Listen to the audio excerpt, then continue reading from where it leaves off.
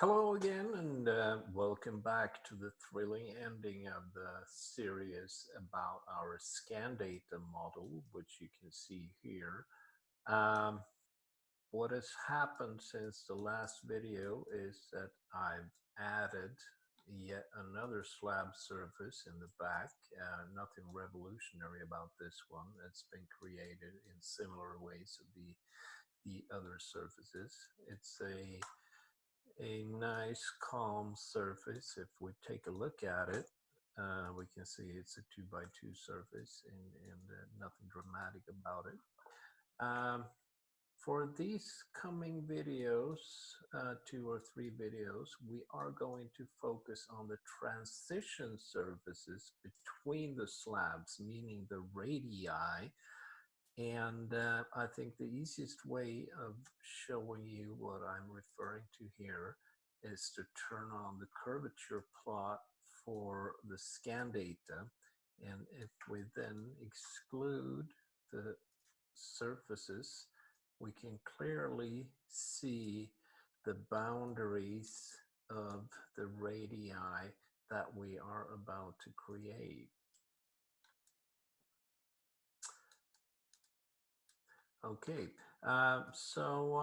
first of all, I would like my top surface, meaning this one, to perhaps a little better follow the imaginary uh, border of this radius right here. This is the surface we are going to focus on in this video, the radius that goes right here. I would like to have the end of this surface to better follow the contour here. And if you recall, this surface was created using symmetrical modeling. And if we temporarily switch that one off and also pick the surface, we can see this little plane symbol right here indicating that we are using symmetrical modeling for this surface. If we turn the curvature plot back on and also turn those off, I would like to begin with sliding one of the CVs in the corner here. We can see it. It's hidden right there. I would like to slide that slightly in this direction to better follow the imaginary contour here. And why would I do that? I'll show you that in a second. So if we turn off the shading for a second, and we bring on the Y sections with 10 millimeters distance for the surface and the scan data. And we then have a look. I want to make sure that my tangent direction of this surface is correct as far as it can be. And what we can see here is that in the sections, my surface is pretty good up to here, but then it starts to deviate from the scan data, which is the brown line you can see here. So I'm going to try to bring my surface slightly down because the tangent direction of this slab surface is so important for the result of the radius that we're going to run here later on. So if we just really gently try and tweak this CV right here, and obviously we need to go in another direction, probably normal, and we bring that down just a tiny little bit. This one probably needs to come up then.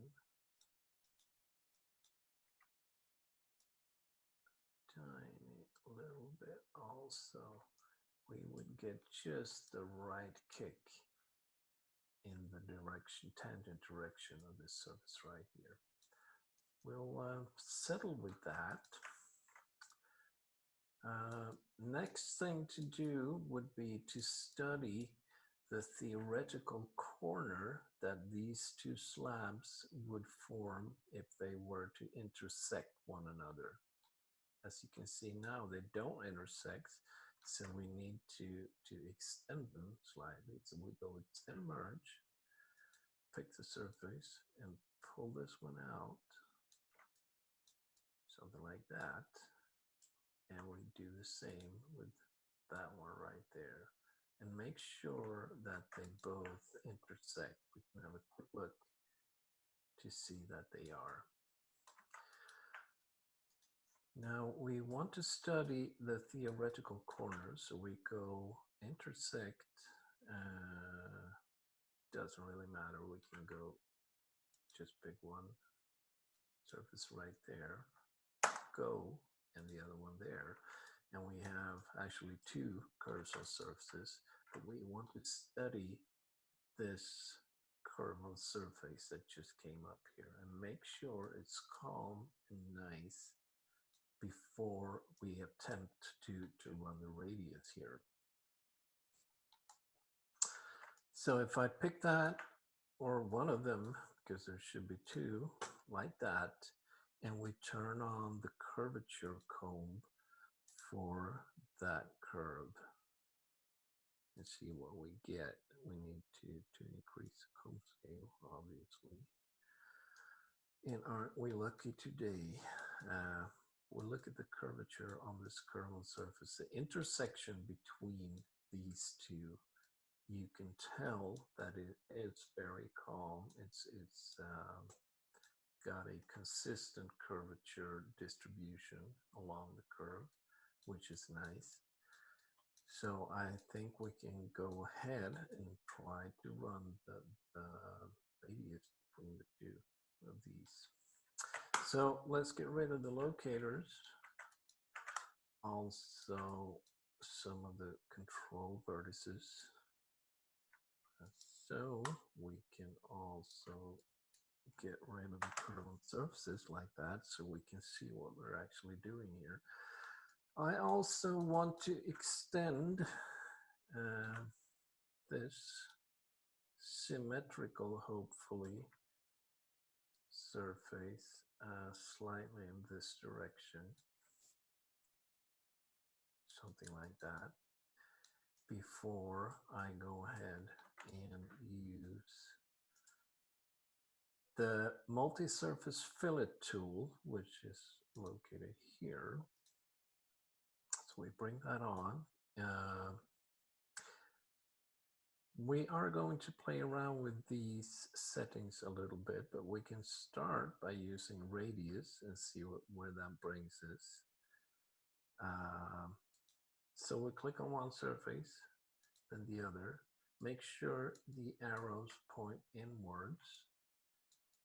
And we go to auto update. No, sorry, build. Whoa, aren't we lucky today?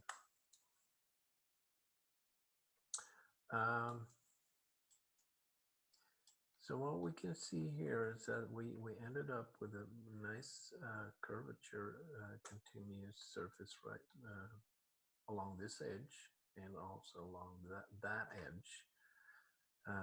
We could play around and check if we go to chord, which means that the distance between the two boundary curves is constant, in this case 19 millimeters.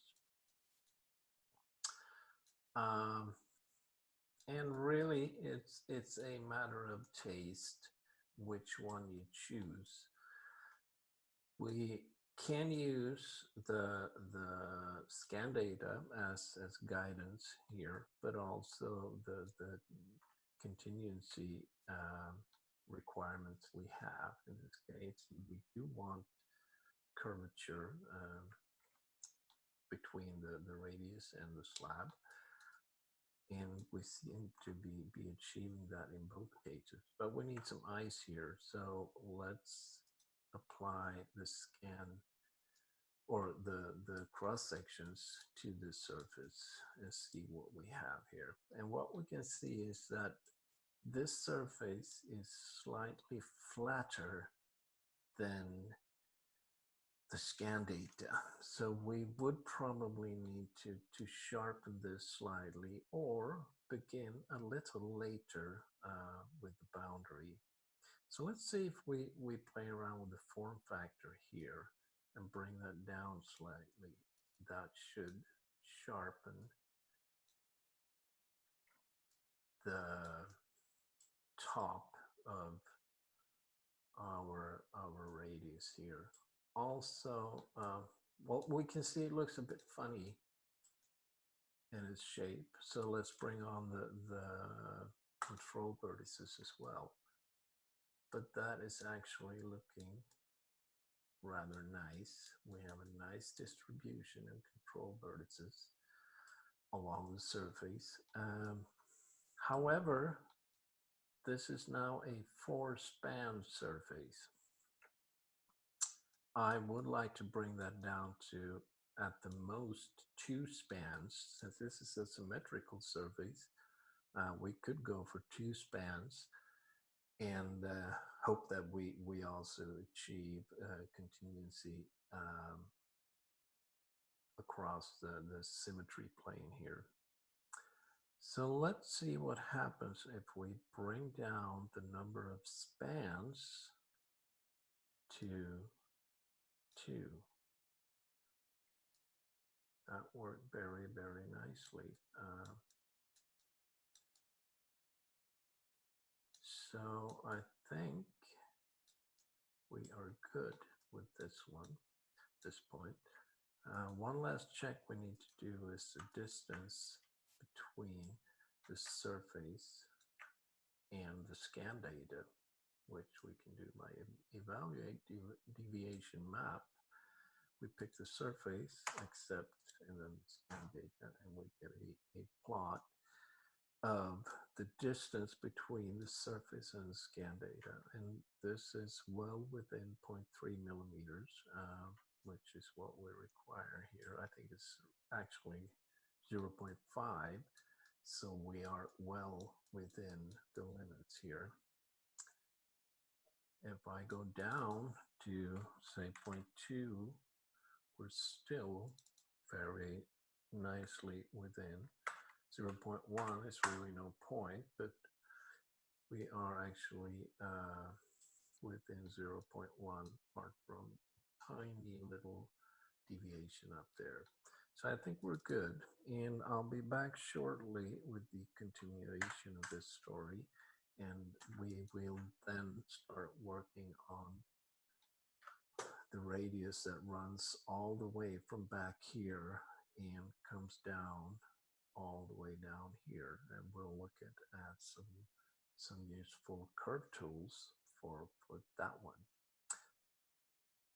So thank you for listening for now, and I'll be back shortly.